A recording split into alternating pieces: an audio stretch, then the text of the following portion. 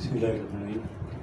मैं सब तो पहले शुक्रगुजार हाँ पंजाबीयत की संगत का मैं यूसुफ पंजाबी रहा तमाम दोस्तों का जिन्होंने इतने दावत दी और मेरा इकबाल कैसरे की मुलाकात हो गई ऐसे बहाने बहुत सारी यादें ताज़ा हो गई। जो कैसे साहब ने गलबात हुई तो मैं कि तुहाडे होंदे मैं इत्थे की गलबात करनी है इन्हां तो असीं बड़ा कुछ सीखिया। बहरहाल अज एक जिम्मेदारी दी इन्होंने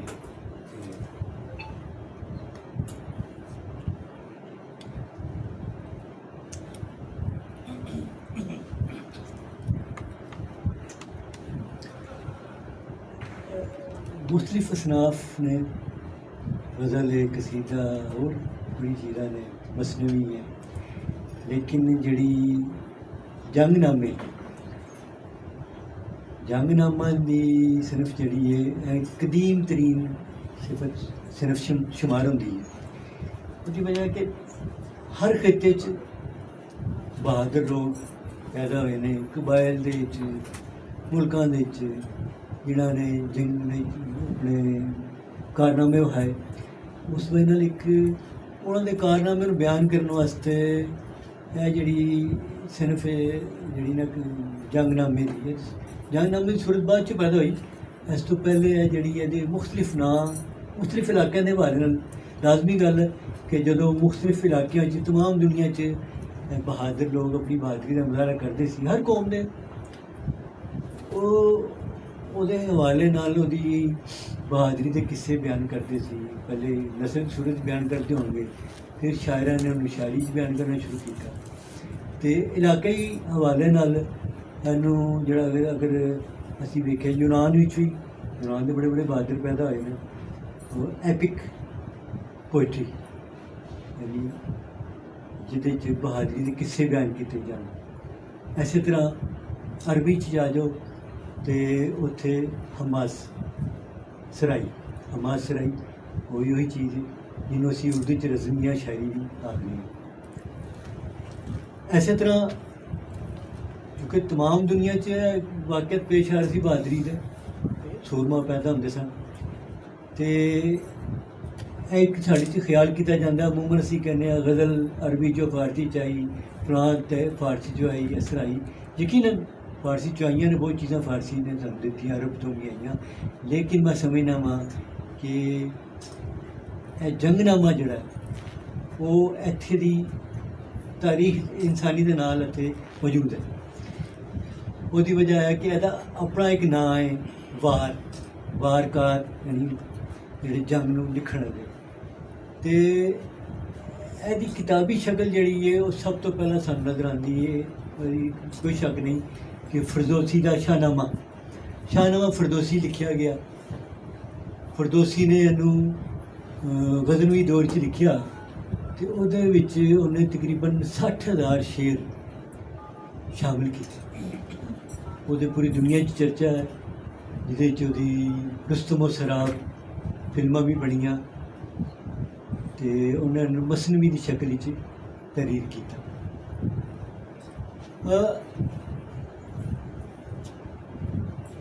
उस तो बाद सानू जड़ा अनवरी नज़र आता या निज़ामी गंजवी की शायरी च नज़र आती चीज़ा जी रज़मिया शायरी नज़र आती क्योंकि फारसी जुबान उन्हें इन्ना सोहना बना के लिखिया उन्हें आप इस शेर का इतराफ़ किया कि बसी रंज बुरदम कई साल सी कि मैंने 30 साल जड़ा वो तकलीफ उठाई मेहनत की। बसी रंज बुरदम दरी साल सी अजम जिंदे करदम दरी फारसी मैं फारसी च अजम नूं जिंदा किया। यानी जुबान की जी रज़मिया शायरी है ना सिर्फ एक कारनामे बयान करती बल्कि उस कौम का नफसियात बयान करती है कल्चर बयान करती तो इसलिए बाद आने वाले शायरा ने फरदौसी नूं जिहड़ा सी बड़ा खराजे कीदत पेश किया। ਤੇ ਇੱਕ ਸ਼ਾਇਰ ਨੇ ਤੇ ਵੀ ਲਿਖਿਆ ਕਿ दर शेर सैतन पैगम्बर आनंद, अगरचे ला नबी बादी, कि कोई नबी नहीं आएगा लेकिन शायरी च पैगम्बर आएगा। सैतन दर पैगम्बर आनंद, हरचंद ला नबी बादी, अबियातो कसीदा गजल फरदोसी अनवरी सादी। रज़मिया शायरी च उन्होंने के 3 पैगम्बर गुजरे ने जेह्ड़े फरदोसी का नाम पहले नंबर ते उस तो बाद ਅਸੀਂ ਵੇਖਦੇ ਹਾਂ ਕਿ ਸਾਡੇ ਇੱਥੇ ਸ਼ਾਇਰੀ 'ਚ ਜਦੋਂ ਕਦੀਮ ਜ਼ਮਾਨਾ ਵੇਖੀਏ ਤੇ ਮਹਾਭਾਰਤ ਔਰ ਰਾਮਾਇਣ ਉਹਦੇ ਮੰਦੂਮ ਤਰਜਮੇ ਉਹਦੇ 'ਚ ਜੰਗਾਂ ਦਾ ਜ਼ਿਕਰ ਬਹਾਦਰੀ ਦੇ ਕਾਰਨਾਮੇ ਬਿਆਨ ਕੀਤੇ ਗਏ ਔਰ ਇਸ ਧਰਤੀ ਦੇ ਰਾਮਾਇਣ ਮਹਾਭਾਰਤ ਜਿਹੜੀ ਉਹ ਲਾਜ਼ਮੀ ਗੱਲ ਹੈ। ਇੱਥੋਂ ਦੇ ਲੋਕਾਂ ਦੇ ਵਿੱਚ ਉਹ ਸ਼ਊਰ ਸੀ ਔਰ ਉਹ ਅੱਗੇ ਵੱਧ ਕੇ ਕੀ ਕਹਿੰਦੇ ਨੇ ਕਾਰ ਜੰਗਨਾਮਿਆਂ 'ਚ ਜਾਂ ਜਿਹੜੀ ਕਾਰਾਂ ਸਨ ਉਹਨਾਂ ਨੂੰ ਵਾਰਾਂ ਜਿਹੜੀਆਂ ਵਾਰਾਂ ਬਿਆਨ ਕੀਤੀਆਂ ਗਈਆਂ, ਦੁੱਲੇ ਦੀ ਵਾਰ, ਹੋਰ ਕਈ ਵਾਰਾਂ ਮੁਕਾਮੀ ਲੋਕਾਂ ਦੀਆਂ। ਹਾਂ, ਅਸੀਂ ਇਹ ਕਹਿ ਸਕਦੇ ਹਾਂ ਕਿ ਕਰਬਲਾ ਦਾ ਵਾਕਿਆ ਜਿਹੜਾ ਹੈ ਉਹ ਇੱਥੋਂ ਨਹੀਂ, ਉਹ ਵਾਕਈ ਉਧਰ ਟਰੈਵਲ ਕਰਕੇ ਆਇਆ ਹੈ। यानी शायरी दे विच रज़मिया शायरी मौजूद है, इत्थों के लोग भी शायर बड़े बड़े नाम पैदा होए वो कर रहे हैं शायरी, लेकिन जो वाकया करबला का टच मिलता है वो सानू अरब तो ट्रैवल करता है, ईरान ही चाहता है। ईरान वो मुख्तसर जहा लिखा जा रहा सी, लेकिन ईरान जो सफवी दौर आया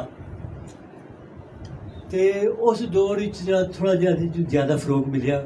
ਉਹਦੀ ਵਜ੍ਹਾ ਇਹ ਸੀ ਕਿ ਉਸ ਤੋਂ ਪਹਿਲਾਂ ਕਸੀਦੇ ਲਿਖੇ ਜਾ ਰਿਹਾ ਸੀ, ਬਾਦਸ਼ਾਹਾਂ ਦੀ ਸ਼ਾਨ ਵਿੱਚ ਕਸੀਦੇ ਬਿਆਨ ਕੀਤੇ ਜਾਂਦੇ ਸਨ, ਬਾਦਸ਼ਾਹ ਨੂੰ ਖੁਸ਼ ਕੀਤਾ ਜਾਂਦਾ ਸੀ ਅਤੇ ਉਹਦੇ 'ਚ ਵੀ ਲੋਕਾਂ ਨੇ ਬੜੇ ਨਾਮ ਪੈਦਾ ਕੀਤੇ। ਲੇਕਿਨ ਸਫਵੀ ਦੌਰ ਦੇ ਬਾਦਸ਼ਾਹ ਜਦੋਂ ਉਹਨਾਂ ਸਾਹਮਣੇ ਉਸ ਦੌਰ ਦਾ ਵੱਡਾ ਸ਼ਾਇਰ ਜਿਹੜਾ ਸੀ ਮੁਹਤਸ਼ਮ ਕਸ਼ਾਨੀ, ਉਹਨੇ ਕਸੀਦਾ ਪੇਸ਼ ਕੀਤਾ, ਪੜ੍ਹਦਾ ਰਿਹਾ, ਬਾਦਸ਼ਾਹ ਸੁਣਦਾ ਗਿਆ।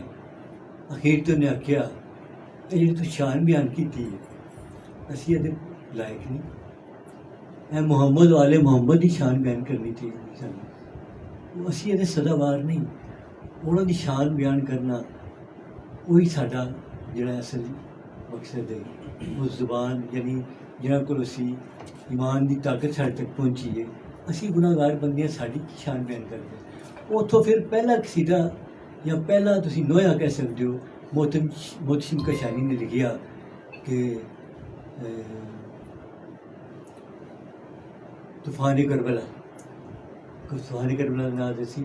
उस तो बाद भी नहीं बहुत सारी चीज़ें लिखियाँ, कश्ती शिकरत खुर्दा में मैदान करबला, बड़ी लंबी नज़म बड़ी मशहूर रही है।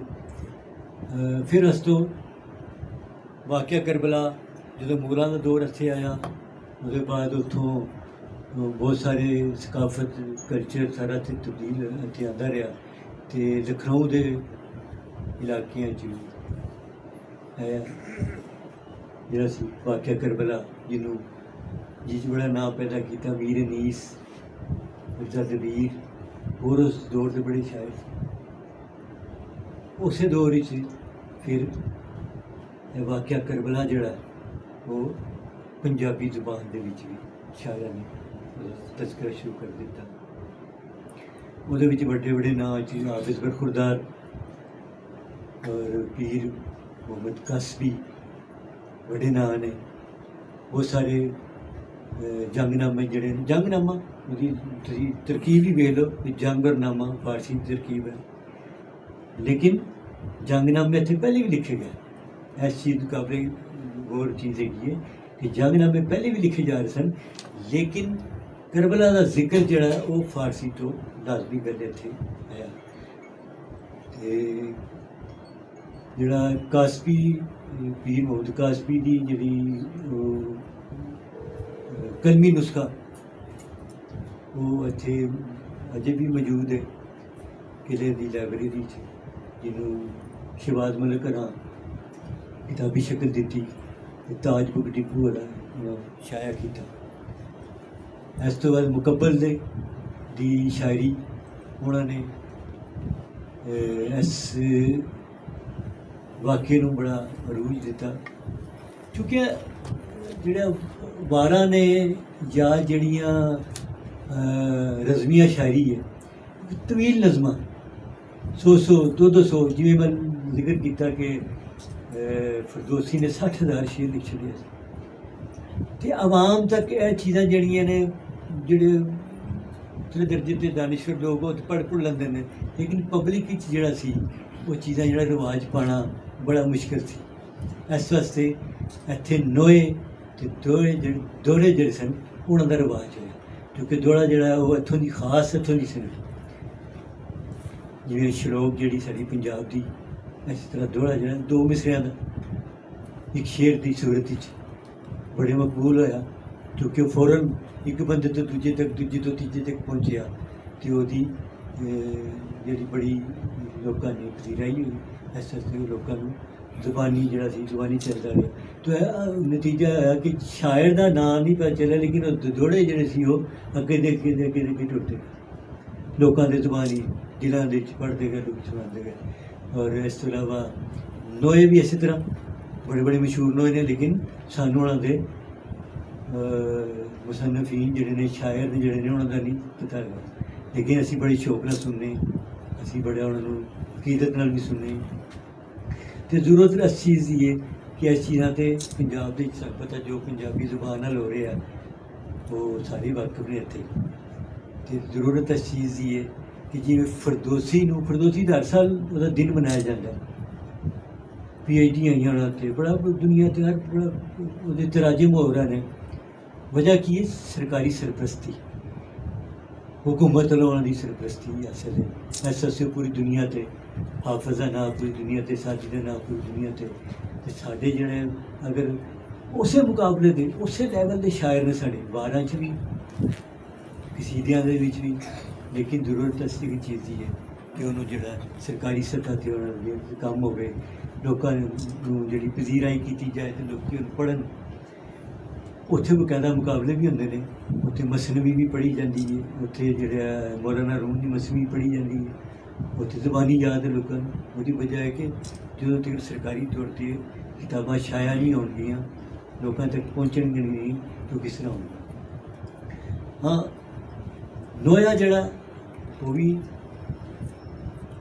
साडी जिहड़ी है वो इस सकाफत का हिस्सा है। नोए दे विच इहड़ा सारियां नोया होवे, दोहड़ा होवे, कसीदा होवे, इहदे च ना सिर्फ रोण धोण की गल है, गिरियाजारी है, मसाइब बयान करना भी मकसूद है, फजाइल बयान करना भी मकसद है, लेकिन अक्सर मकसद है वो फलसफा है या जिंदगी का फलसफा जोड़ा उन्होंने पेश नज़र लोगों तक पहुँचाना, नवी नस्ल तक पहुँचे। शायरा ने जो करबला का वाक़या है उसकी असल हकीकत जी है कि बातल के सामने खड़े होना, ਉਹਦੇ ਵਿੱਚ ਤੁਸੀਂ ਇਹ ਨਹੀਂ ਸੋਚਣਾ ਕਿ ਤੁਸੀਂ ਕਿੰਨੀ ਉਹਦੀ ਤਾਦਾਦ ਕਿੰਨੀ ਹੈ, ਤੁਸੀਂ ਕਿੰਨੀ ਤਾਦਾਦ ਵਿੱਚ ਹੋ। ਤੁਹਾਡਾ ਜਜ਼ਬਾ ਈਮਾਨੀ ਜਿਹੜਾ ਉਹ ਤੁਹਾਨੂੰ ਇੱਕ ਮਿਸਾਲ ਹੈ ਕਰਬਲਾ ਸਾਡੇ ਲਈ ਨਹੀਂ ਬਲਕਿ ਪੂਰੀ ਦੁਨੀਆ ਲਈ। ਹੁਸੈਨ सबका ਇਸ ਲਈ ਆਖਿਆ ਜਾਂਦਾ ਹੈ ਕਿ ਹੁਸੈਨ ਦਾ ਫਲਸਫਾ ਜਿਹੜਾ ਹੈ ਉਹ ਦੁਨੀਆ 'ਤੇ ਜਿੱਥੇ ਵੀ ਜ਼ੁਲਮ ਹੋਵੇ ਉਹਦੇ ਖਿਲਾਫ ਆਵਾਜ਼ ਉਠਾਉਣ ਦਾ ਨਾਮ ਹੁਸੈਨ। तो ये जरूरी नहीं कि काले कपड़े पाए जाए, ये जरूरी नहीं कि मातम किया जाए, लेकिन हुसैन के नज़रिए की जी हमायत जी बड़ी जरूरी है। यह साढ़े ईमान का हिस्सा है, क्योंकि साड़ा कलमा ही जोड़ा है वो ला इला तो शुरू है, जुबान से ला इला के अरिया तो खिरत ने ला इला के अरिया तो क्या हासिल नहीं, उन्होंने अमली सूरत भी आना चाहिए है। तो साढ़े बाकी इतने साढ़े दोस्तों ने बहुत सारे चीज़ा लिखिया, उन्होंने मैं कुछ चीज़ा शायरी के वाले लिखिया नोट की सन, जिमें करबला विच दिगर वेले पानी का सवाल किया, खून नाल वजू होया हालो बेहाल किया, रह गया खलोता माली कर गया झोली खाली, एडा डाडा जालमा निशाना दी। ये चीज़ा करबला च दिगर वेले कहर दी हनेरी आई, शहनशाह के काफले ते शामे गरीबां च यानी पंजाबी च भी तुसी वेखो कि एडी खूबसूरत अंदाज च पंजाबी जुबान बयान करते हैं।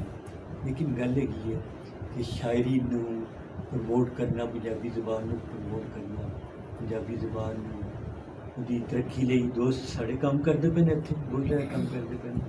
इस तरह अगर जोड़े पंजाबी के जंगनामे जिन्होंने लिखे ने, हाफिज़ खुदार है, मुकब्बल है, पीर मोहम्मद कासी है, अहमद शाह का बड़ा इन्होंने जोड़ा है वो आम नवी नस्ल तक इन्हों काम पहुँचना चाहिए। सच्ची है सिर्फ इन्हों महदूद करके सिर्फ लाइब्रेरियां तक जिवें असी मुकाबले कराने वारिस शाह की हीर गायकी के मुकाबले होंगे ने, एवं वारां के भी मुकाबले होने चाहिए ने।